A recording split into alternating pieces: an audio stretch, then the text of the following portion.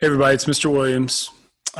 Today we're going to talk a little bit about what's going to lead Britain to go to war with France over land in North America.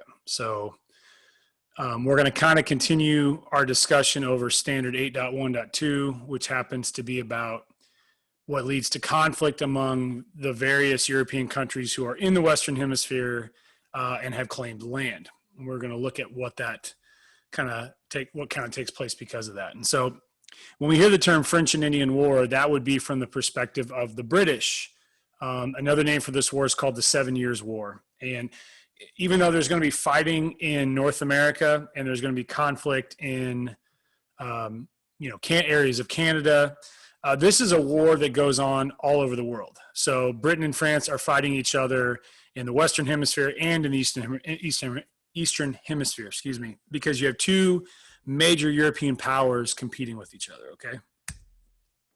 And so we got to think about here, we know about Britain, we know about the 13 colonies, New England, Middle, and Southern, those three regions, those names should be familiar to you. We need to think about why Britain and France are in North America and what lands what is it in terms of land that they've claimed, okay? So the British, in terms of land, they have claimed land that extended from the colonies all the way west until the land reached the ocean, still undiscovered. So basically, you're talking about, you're talking about extending farther than anybody had really gone to. So as far west as anybody will have settled is what Britain is claiming, okay? And that's pretty bold because they're claiming land that no one is even settling on, okay?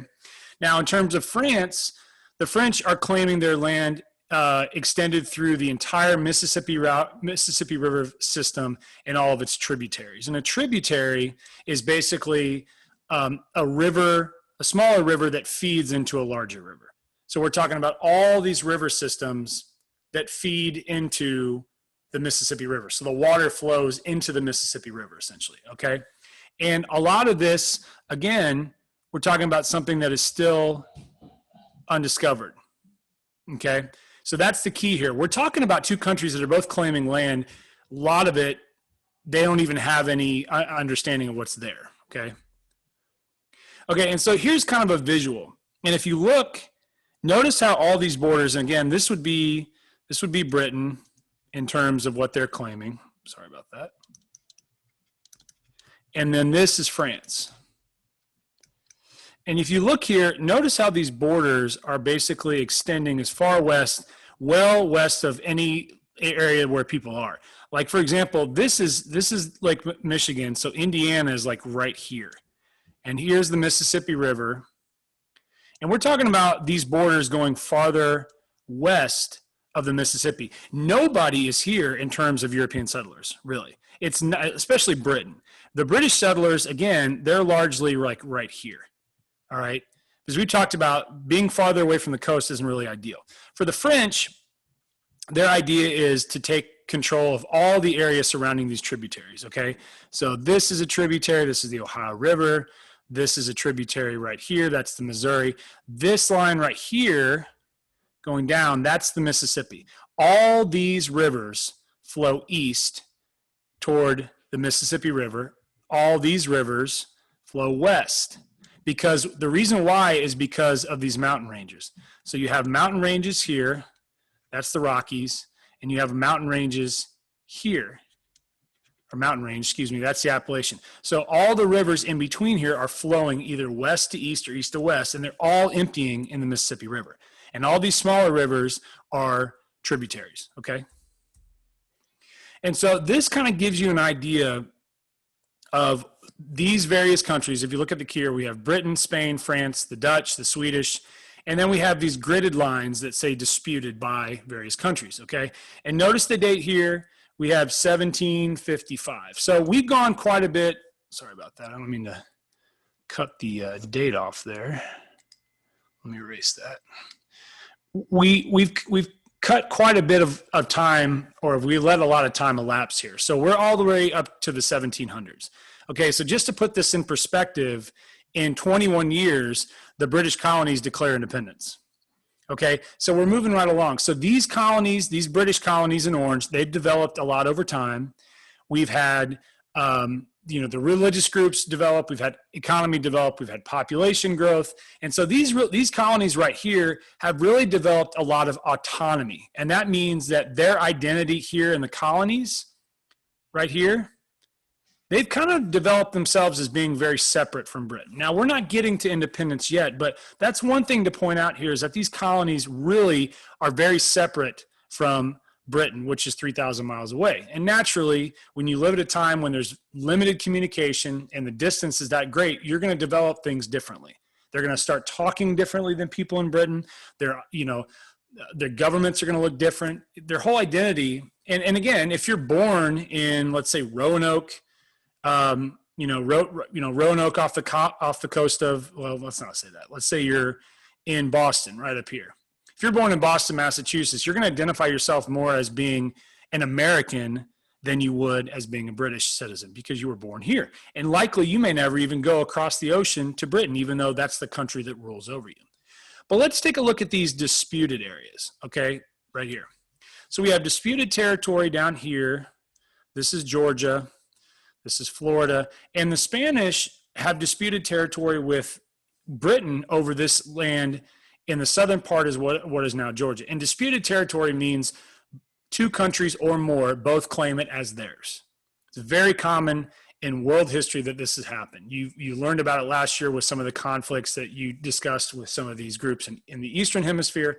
Now we're here on the Western Hemisphere. But for our perspective, we're going to focus on this area right here. Okay. This is what's called the Ohio River Valley. Why? Sorry. Because this is the Ohio River right here. This river is the Ohio River. And so if you see, this is right in the heart of land that France, which is in the green, and the British, which is in the orange, have claimed. So when these two borders overlap and both countries say this is ours, there's largely going to be some concern here, okay? Now, it's important to know just how much land claim we have here in the Western Hemisphere, in North America, by 1755. We have the Spanish here, the Dutch, the Swedish, the French, and the British. It's quite a lot of presence. So again, as we talked about earlier, these European countries are really competing here, okay? So if you look here, who controls most of North America? And these questions are just kind of prompts to think about. Well, that's going to be the French in the green, okay? So which areas of land are claimed by both the French and the British? If you look right here again, it's this Ohio River Valley, because that's largely where where these two regions kind of cross over to each other, okay? Now, it does extend further to the south, but the Ohio River Valley is the land area that is around the river system itself, okay? So let's talk about the background information, okay? The French land claims. Land claims means they say this is our land, okay? So when we say land claims, that's what it means. This covers most of Canada in the north, as well as New France. New France is what they're calling the land that they're claiming in basically what is now the United States. All the land from the Great Lakes to the mouth of the Mississippi River in present-day New Orleans, Louisiana. Okay, so let's go back here. All right, here are the Great Lakes. Looks out, it goes all the way down here to the mouth of the Mississippi River in New Orleans. Okay, so that's what it's discussing. Okay, the English wanted to expand their land, often moved into the land, often move into the land claimed by the French. This caused the French to build several forts along the frontier. And so if you think about this question number 4, why would France decide that they needed to build forts in areas of land that they believed was theirs? Well, if you think about it, they wanted to be able to protect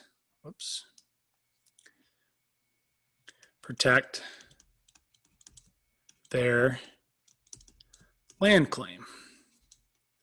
Because in other words, if you want to protect land that you say is yours, you do that by building a fort and having a military there to defend it. Otherwise, it's kind of free for the taking, okay? So let's move over to tensions here. Growing tensions tells us that something's going to happen here. And so what happens is in the 1740s, a group of Virginians received a land grant from the King of England in the Ohio Valley. Basically, the king says, keep pushing west into that territory, find what resources you can get, settle the land, grow the crops, let me benefit from that. Let the kingdom, let Britain benefit from that. British settlers hoped to expand the boundaries of colonies into the Ohio Valley because we are starting into the point where people are starting to move west of the Appalachian Mountains. That wasn't largely the case before, but it's starting to happen because the population's increasing and they're discovering whether you can still have easy access to trade even if you go beyond the Appalachian Mountains. Well, the problem is the land that the king said was fine to settle into was also claimed by the French. So that's the disputed territory I showed you. France worries the British are threatening to take their land, and France is alarmed that colonists want to take over the profitable fur trading business in the Ohio Valley. Now, this is important here. France is in North America for trade. They do not have major settlements like the colonies do, the English colonies do on the coast. So the original 13 colonies, that population is much, much, much higher than the number of French citizens living in North America, okay? So if you think about it, France's reason for being in North America is for fur trading, okay? I'm not saying that the British aren't doing that, but that's their reason. The colony, the British colonists are here to settle, and Britain's here to settle the land and expand their territory. So if you look at number 5, what is going to be the result of the tension between Britain and France? We think it's largely going to be some kind of conflict unless they can work something out. Okay? Sorry about that. Okay. So let's look at what we know here, okay? Britain is here to expand the colonies further west into the Ohio Valley as the new place for settlers to live and make money, okay? Why is France here? France is here to trade with Native American fur trappers and profit from selling furs. Now, the big thing here is the fact that you see expanding colonies with the British, but you don't see that here. You don't see anything about France wanting to expand the colonies. That means they don't want to create larger communities and more people living here, okay? They're here for trade. So if you look at the relationship between Native Americans, because Native Americans are thrown into the middle of this, whether they like it or not, it's kind of unfortunate. Natives are enemies and are unwanted to the British largely. Why? Because they want to expand colonies. And what happens is land that these British settlers want to, take over is being occupied by natives, and natives don't want to leave. And this is something that goes all the way back to the time of Jamestown and the time of Plymouth, Massachusetts, okay? So the relationship between the British and the natives is not going to be overwhelmingly good. Now let's look at what the French are doing. The French worked alongside natives and treated them like trading partners. In other words, the French benefited and the natives benefited, all right? We don't see any indication here that the French were out to take the natives' land because the French depended on having a good relationship with Native Americans for trade. So right off the bat, you should see that the natives have a much better relationship with the French than they do the British, okay? So based off the way the British and French used their land in North America and the way they viewed the Native Americans, which country do you believe most Native Americans choose to side with at the beginning of the war? Now, you might think that this may be, first of all, this is a difficult situation because Native Americans are not asking for this conflict. Native Americans were living here. European settlers arrived. It's been a conflicting relationship ever since. So this is something that we need to think about here, okay? Who are they going to choose? After, they're the group that's in the middle here. This is the difficult situation. The Native Americans have it the most difficult of anybody else, okay? And so here's an interesting, the Ottawa tribe, Chief Pontiac, put it in a very interesting way. These lakes, these woods, and mountains were left to us by our ancestors. Ancestors are those who came before you. They are our inheritance, and we will part with them to no one. You ought to know that he, the great spirit and master of life, has provided food for us in these spacious lakes and on the woody mountains. And I think it's interesting when it says, we will part with them to no one. They're largely speaking out to the British here. Okay, I'm not saying that every single French fur trader and trapper had a perfect relationship with the Native Americans, but overall, the British are going to be much more hostile toward the French, toward the natives than the French would be.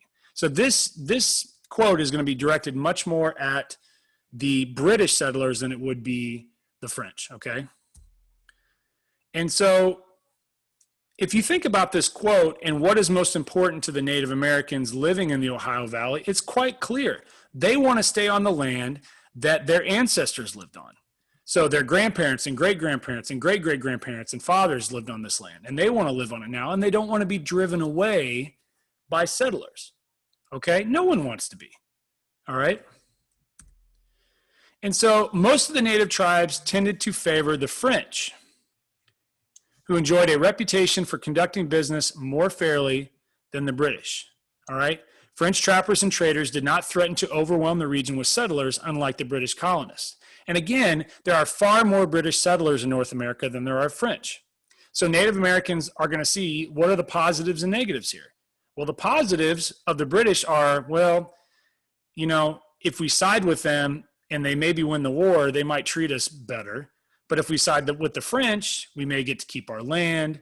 We're going to continue to have a good relationship with them. It's a tough situation. And again, imagine being in this situation. Imagine being the Native Americans and having to decide who to choose to partner up with. This is a difficult situation, and they're not asking for this. They're not asking for this, all right?